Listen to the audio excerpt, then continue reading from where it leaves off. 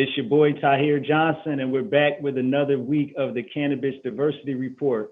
And I got my brother Justinian Mason in the building. Justinian, what's going on, bro? How's it going, Tahir? Good to be here. Yeah, man, good to see you, man. So let me just tell y'all, Justinian is a career coach and business consultant.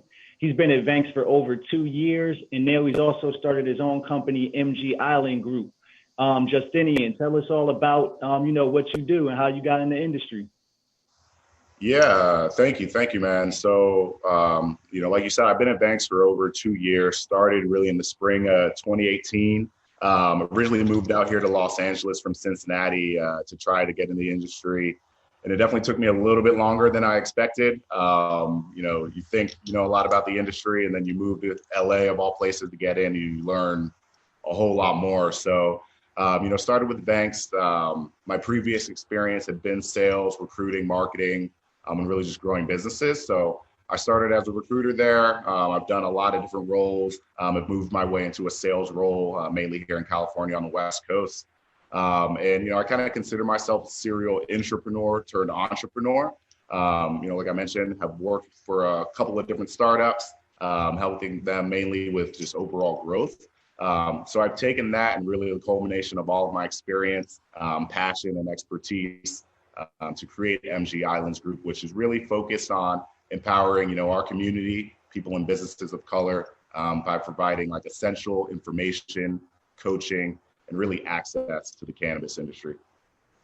That's dope, man. That's something that we really need right now, especially, I think one of the most common questions that I get from people is always, how can I get into the cannabis industry? So I'm glad to hear you out there using all the skills and talents that you've amassed over these last couple of years in the industry to help brothers and sisters do that. Of course, got to get our shine. Yeah, man. And I know that this is a cannabis show, but I think for us as brothers, it's important for us to have this type of dialogue. Earlier this week, we saw another black man, Jacob Blake, shot by the police in front of his family. I know for me, as a father with kids, that one really hit me hard. But they all do. But as a black man in America, how are you feeling right now? How are you coping with everything that's going on? I personally haven't brought myself to watch a video yet. I'm not sure if I will. I'll be honest, I wrote down focused rage for what my answer would be. And that's the best way I can describe it. I mentioned I'm from Cincinnati, and I remember all too well. Shoot, if you can't hear downtown LA outside of the sirens. But like I mentioned, I'm from Cincinnati. I remember all too well back in 2001 when, familiar story, unarmed young black kid who was only 19 years old, Timothy Thomas, was unfortunately shot and killed in this incident. At that time I was 10 years old. Similar things have happened back home since then. And, here we are in 2020 still dealing with the same issue. So, I'm tired of seeing, fellow 29-year-old men, these things happen to them. But, I mentioned that focused rage. It's about having conversations like this. It's about turning kind of that energy from that rage into motion, into solutions, honestly. Right. Nah, man. And that is what it's all about, turning that rage and focusing it and doing something positive with it. And, like you said, the diversity issue, I think it's important to discuss just what's going on in the country, because I think it kind of spills over to what I would say is also a diversity issue in cannabis, right? It's well documented that there's a lack of diversity in cannabis, whether it's ownership, investment, or employees. As a recruiting professional, would you say you agree with that statement? Yeah, it's hard not to agree with that.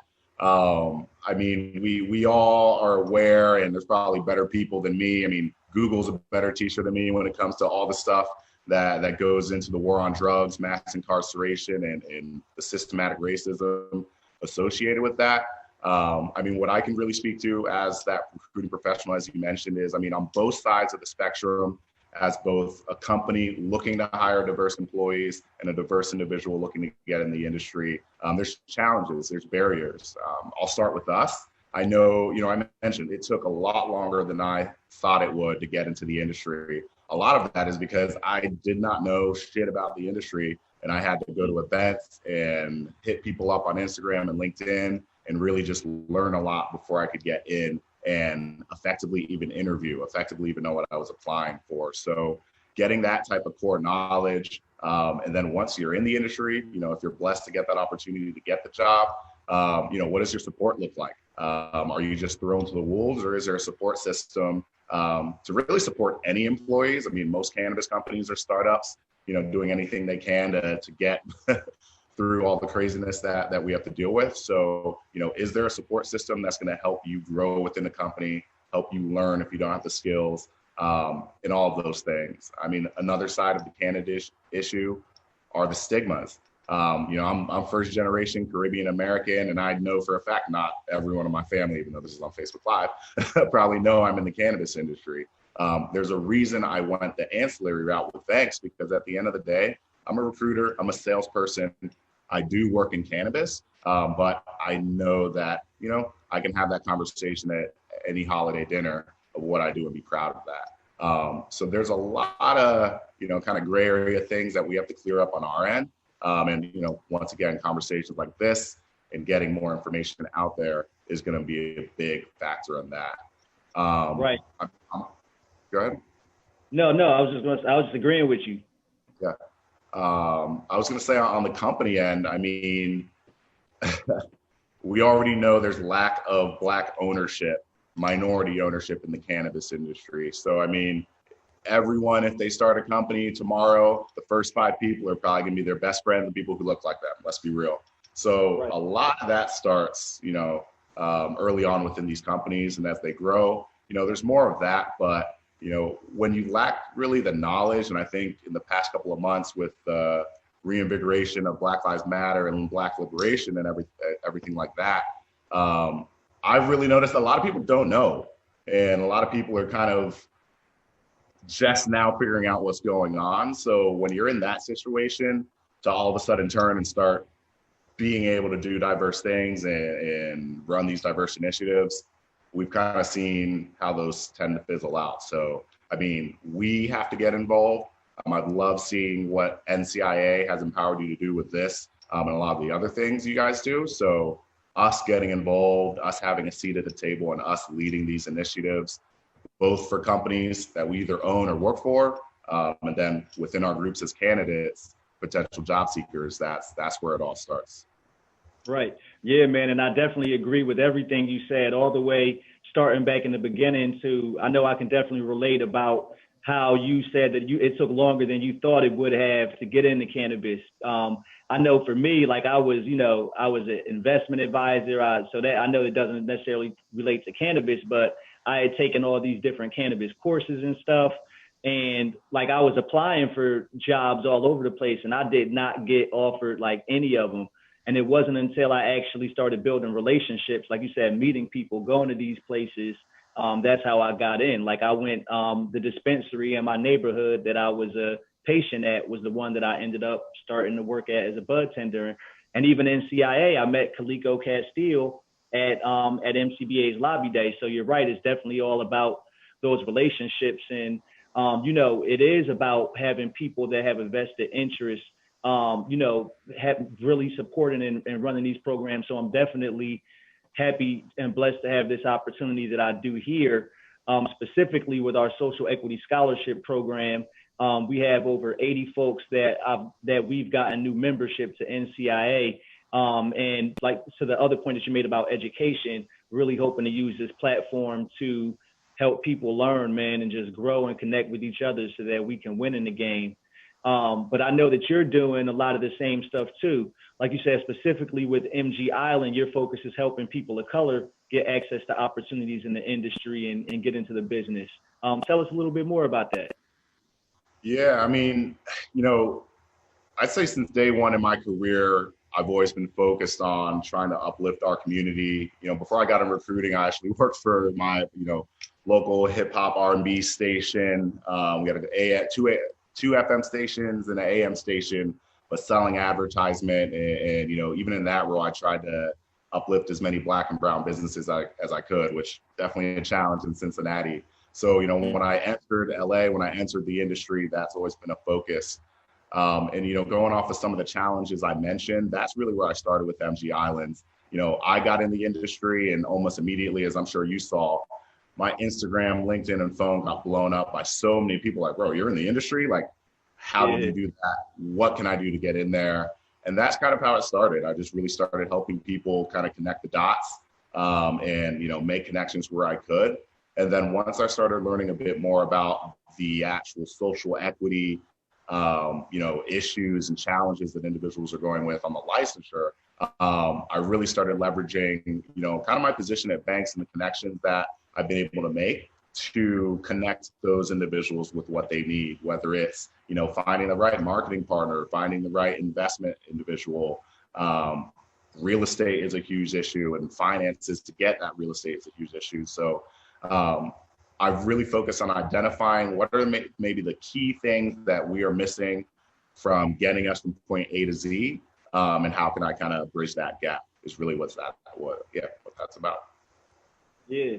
Nah, man. And speaking of bridging the gap, I got to give you a congratulations. I saw that you were one of the people that was nominated to serve on our Diversity, Equity, and Inclusion Committee.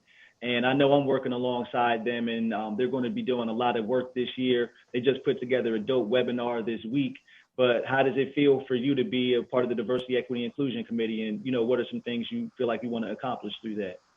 Yeah, man, I'm excited. I'm really excited to get a shot and really, from the people I've seen who are part of it, it's a great group. The big thing about this is like no one individual can make this happen in the industry, even within certain organizations. So just the collaboration between the individuals in the group, I know we're going to be able to do some awesome things. I think perspective and like different perspective. I mean, that's what diversity is. Having that different perspective from those different backgrounds. And, I'm from Cincinnati in LA, you're out in the DMV area. I know Tiffany's, up NorCal, Pacific Northwest, and we've got people fall over. It's going to be really great. And I think with those combined voices, we'll be able to push things forward. There's a lot of companies who want to do good. Like I mentioned earlier, to go from 0 to 100 and toss things out there, that's not going to work. This is a long game, especially when it comes to diversity, when it comes to getting our community to that next level. It's sustainability, it's longevity. So I really feel like this group, and one of my biggest goals with this group, is to help those companies and those organizations who are trying to get stuff off the ground and try to push stuff forward in good faith, in goodwill. I feel like our group can really make that happen. Right. And, speaking of knowledge, and everything like that. I know last time we talked, you told me that since COVID has been going on, you've been taking some time to learn how to grow. What have you learned from that experience? And I know you're a recruiter, man. So why was it important for you to learn how to grow? If you can't tell if you guys saw my apartment, there's probably close to 30 plants, maybe even more in here. Not necessarily just cannabis plants, but just plants in general. I grew up in a household full of plants, and I started really, call it gardening, I guess, in the beginning of COVID, just for like peace and meditation. I've been trying to grow for a while, but with my schedule, it's been hard to lock down the time. So, I just dedicated the time to it. And, we talk about the education, the knowledge. This whole entire industry revolves around that plant right there. It's in our best interest, especially, Black people, if we want to be owners. I think the other day I kind of gave the NFL example. That player to head coach pipeline goes through the quarterbacks. If you want to be a head coach in the NFL, you're likely going to be an offensive coordinator or a QB coach. You likely have to be a QB to get in that position. And up until recently, there haven't really been Black quarterbacks. We now live in a league where probably the best 5 quarterbacks are Black. I'll argue with anyone on that. I would love to. But that's going to lead probably to the next 10, 15 years, more Black, owners, more Black coaches in the NFL. So the same thing is going to happen here. If we get that knowledge of how to grow, we can push that down the pipeline, push that down the supply chain. I know a lot of the Black-owned businesses here, they might not be Black-grown businesses as far as growing the cannabis. So that's essential. And from a whole different standpoint, that and the amount of cannabis I was able to grow is going to save me a whole bunch of money. Going to save me quite a bit of money throughout the end of the year. So, yeah, I'm actually working on, I documented too much, had too much fun with it. I'm working on putting together a guide to, teach people and let people know, what they need to grow. Okay. Word, man. And since you we're talking about sports a little bit, you got me thinking, man. You're from Ohio. You a LeBron fan, and before you answer that, Cavs or Lakers, which one? Because you live in LA now. Oof. Well, I'm from Cincinnati. I mean, shout out to Ohio and all that, but I'm from Cincinnati, so Cleveland's whatever. LA all day. LeBron left to go to Miami. I probably would have done the same thing. We both left to come to LA around the same time. I mean, LeBron's, we've got it. We've got it. So you ain't burn your jersey. oh, man, I've got the original. If it was closer, I'd pull it out. Like you can tell it's an old school jersey because it's still got Reebok as the brand and logo, and it's way too big on me now. And I've had it since I was 13, so you can tell the style back then. yeah, the big joints, and we was all wearing the big jerseys back in the day. Rocking backwards. Yeah, man, I wish I still had all my jerseys. I used to work at a jersey store called Total Sport back in the day, so my jersey game was sick. But so is Bron going to bring home the chip this year or what?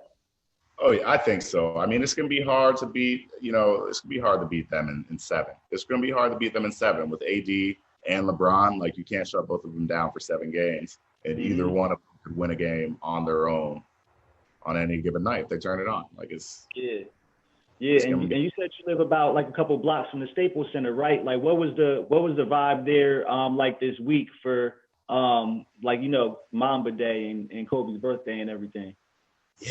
Yeah, man. I went down there the other day, tossed on some purple and yellow, and just went down there, smoked a J, and chilled out, watched the sunset. There was a good amount of people there.